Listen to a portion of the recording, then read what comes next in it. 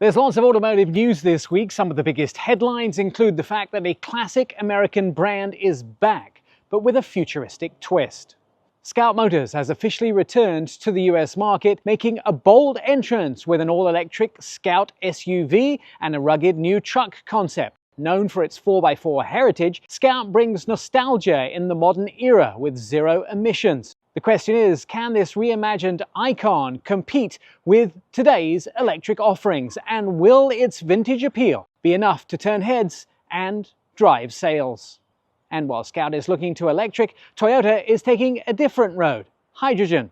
Toyota's big bet on hydrogen fuel cell technology could offer drivers a greener option without the long charging times of traditional EVs. With hydrogen, the goal is a quick refill and an extended range. But will drivers adopt the new way to fuel up? For Toyota, it's about offering choice. It's a race towards lower carbon emissions.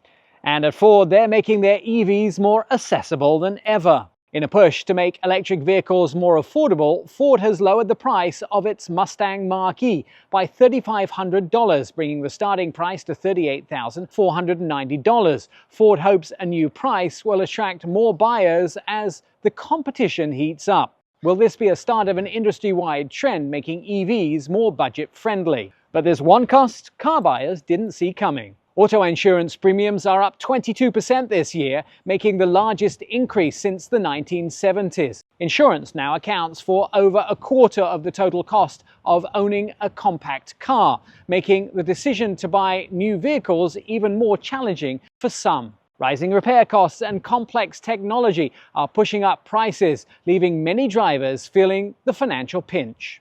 With an update on all the automotive news affecting you, I'm Nick Miles.